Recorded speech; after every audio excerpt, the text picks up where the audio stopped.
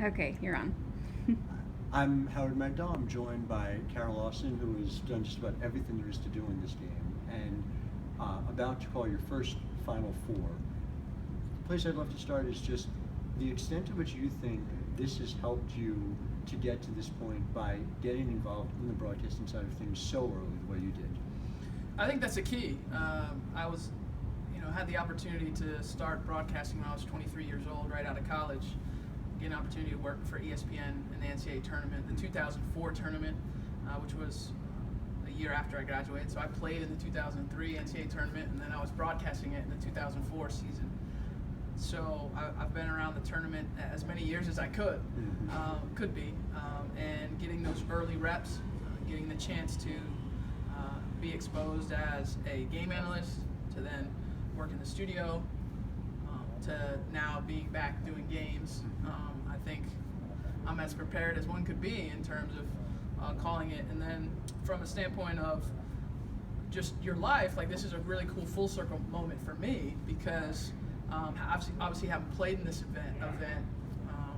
I have a unique relationship with it, I think, probably than any other person that's called the event, because I know what it's like to be in the locker room, to be playing, to be getting ready to play, and these are important games. These are high pressure games, and so that part's really cool. And then the last thing, when I first started doing it, I remember when I did my first NCAA tournament back in 2004. I thought, man, it'd be really cool to call the Final Four one day. It was kind of my first goal that I set in broadcasting.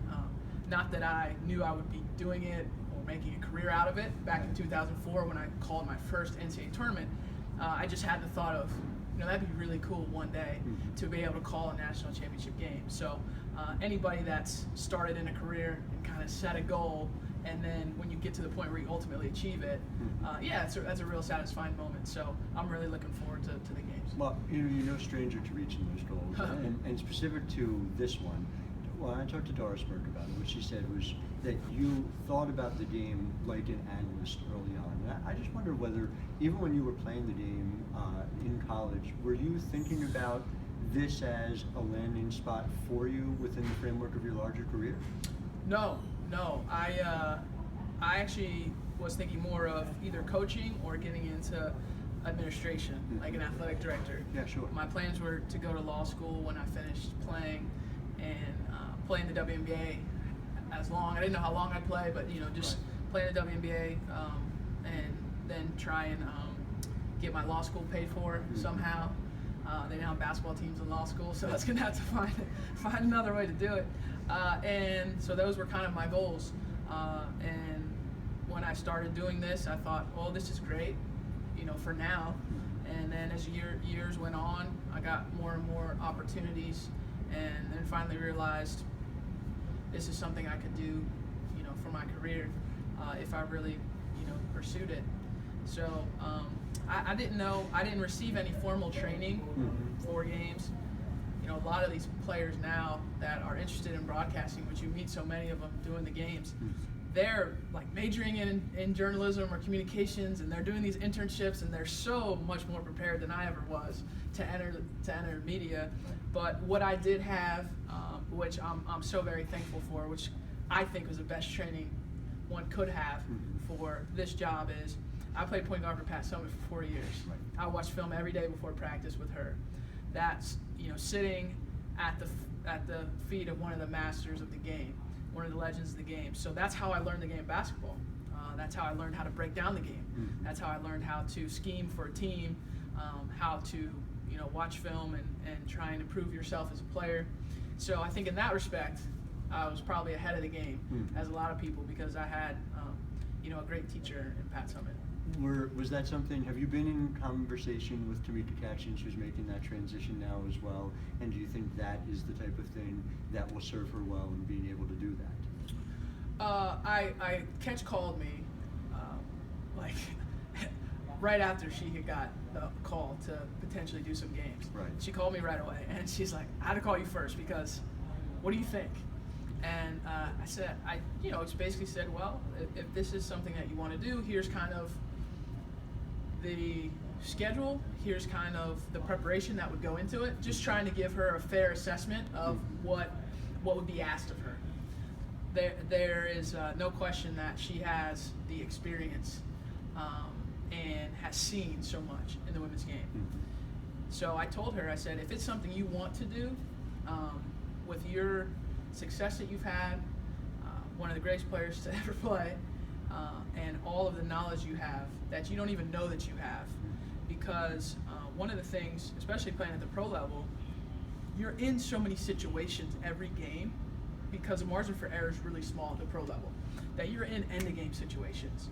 You're in timeout advance situations. You're in down 2, down 3, up 2, up 4, that you're able to process those so quickly.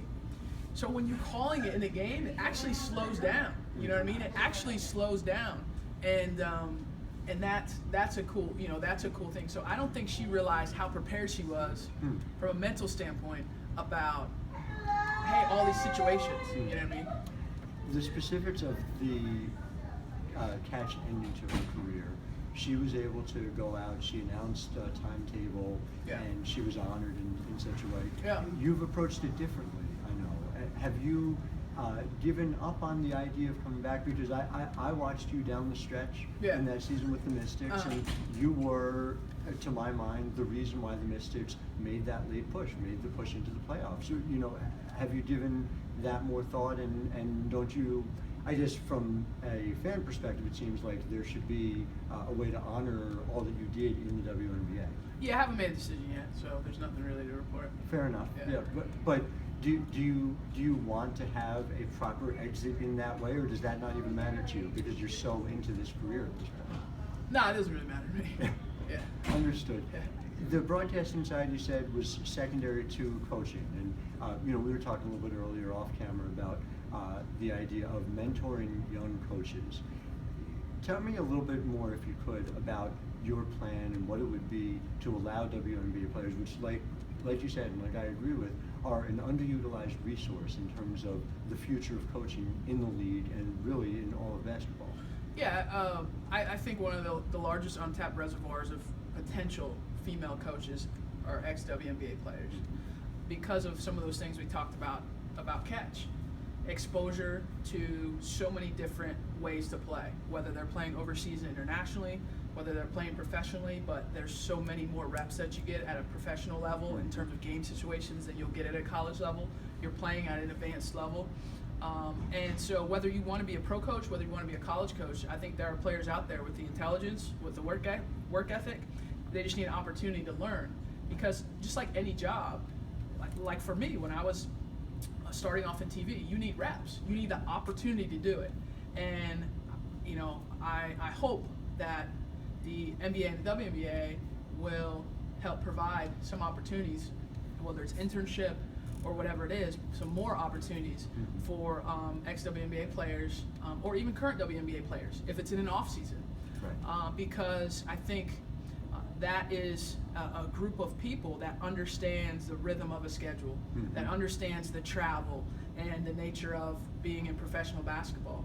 And I think it could really pay dividends for the entire sport, not just women's basketball, men's basketball as well. And that's a really important point, I think, because there's a lot of conversation about, as the women's game gets bigger, that there are more and more men taking those jobs, and you know, what are you going to do about that? And it's this idea that it's this zero-sum game, because there are men taking men's jobs and men's taking women's jobs. But obviously, and Becky Hammon's an example, and Nancy Lieberman's another recent example, it can go both ways. And so I guess I wonder whether you think that this is an important thing to see the best and the brightest potential women's coaches in the men's game as well, or there's another way of thinking about it, that is that taking away from being able to grow the women's game. You know, what are your thoughts about that, you know, as it relates to opportunities for women coaches?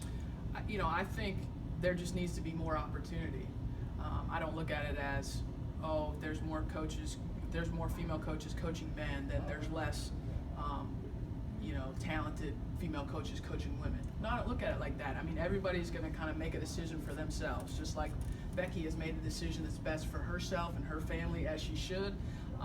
You know, everyone individually has to make that decision. The reason why I feel like there are the ex-WNBA players and the WNBA players are the largest untapped reservoir are because they've been exposed to the pro game. Right. They've been exposed to schemes and the vocabulary and all of those things. It's a challenge, as anybody would tell you, to go from college to pro. Mm-hmm. Not that you can't, and not that you can't be successful doing it, but there's a learning curve. So now you're taking a group of players that has been exposed to that in some way, shape, or form. Obviously, it's a 34-game season versus an 82-game season if you're talking about NBA, but a lot of our coaches in the WNBA have NBA backgrounds. Right, exactly. And I played for Mike Tebow for a long time, and we run NBA. So that's what we run. Right. Yeah, he's an NBA coach. That's what he does. So that's what you're being taught. Right. And even someone like Katie Smith would just be such an obvious and easy answer to be a head coach wherever. WNBA, NBA side. You would be in the same way. But Katie, and Katie's a good example, but she's also got the opportunity to be an assistant coach, right. And that's what she's doing now, and she's learning. And there's a lot of players that I think I don't know if they want to be coaches or not, so I don't want to start right. dropping names. But there's a lot of players that I played against that have a high level of basketball IQ, that have a strong work ethic, and so it'll be interesting to see. Is it frustrating? So Tara Vanderveer today was asked about this, and Dawn Steele was asked about this. Like, how do we get more coaches? And both of them just said opportunity. And it seems like there's literally that's it. That's the sum total of the question. But it gets treated like this big mystery, like this this big social mystery. Does it irritate you? Do you ever get frustrated about that? I'll tell you what. I'll try to tell a story as quickly as I can. I was 23 years old. I had just gotten hired by ESPN to do the NCAA tournament in 2004. That summer goes by. I play my second year in the WNBA, and I get a chance to work for Comcast locally on the Kings coverage. Right. So I was a studio analyst, pre-half, post-game for the Sacramento Kings. Mm-hmm. I wanted to be a coach, as I told you, or an athletic director. So I asked the Kings if I could come and observe practice. And they told me no, you can't come. So then I went back to them a couple weeks later. I said, I'd like to come watch practice. And no, we don't let anybody in our practices. No, you can't come. And I said, look, I'm just trying to learn. Like, I just want to learn. I want to do my job on television better, but I want to learn. I maybe want to be a coach. I just want to learn. No, you can't come. So went back to them again, and I said, I really want to come. They said, okay, you can come and sit behind a one-way mirror that they had behind their practice, and it's where the media would sit and congregate before they'd be allowed to come out the last 15 minutes of practice, or 30, whatever it is in the NBA. You'd sit, you couldn't hear a thing, right? But you could just see. Well, I was interested in how things were being taught. How is the game being taught? How are they teaching offense? How are they breaking it down? What are the concepts? What is the vocabulary? What are they using? All that. I can't get that from behind a one-way mirror. So I wasn't able to learn. Now, we talk about opportunity, and the reason they gave me that I couldn't come was because I would distract the players if I was sitting there in practice. That's the reason they gave me. This ain't 50 years ago they gave me that reason. This was 13 years ago. And that's where Becky Hammon got the chance, because San Antonio let her sit in on these meetings. Let her sit in. Yeah. So you go back 13 years ago, and I say, what if they had let me in? What if they had let me in? Where am I now? Who knows? Maybe I'm an assistant on the staff. Right. Maybe I'm in the front office. Maybe I'm doing something totally different. Maybe I'm still doing TV. Right. But when you deny the opportunity for somebody, and then you sit back and say, "Wow, there's no candidates. There's nobody there." So that's why when people say to me,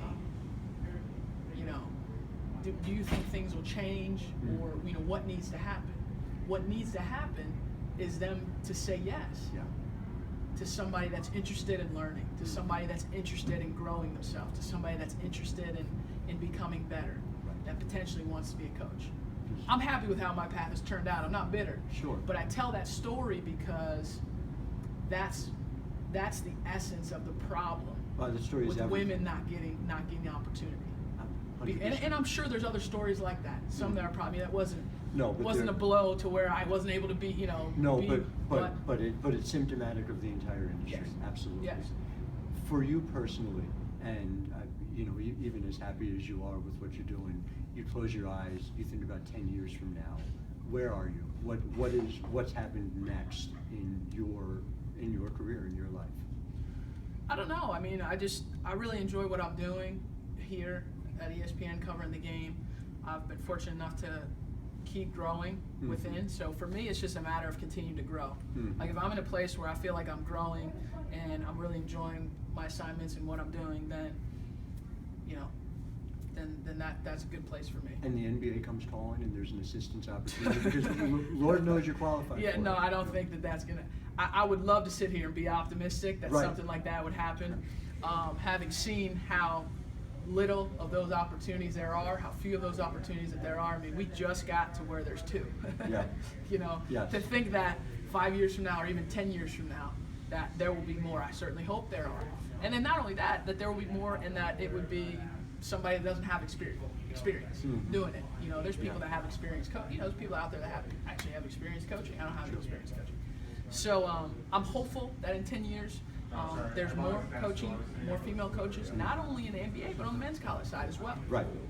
Why not? Yeah. Why not? Yeah. Well, Kara Lawson, you do everything and do everything so well. So thank you. I appreciate the Thanks. time. Thanks for watching.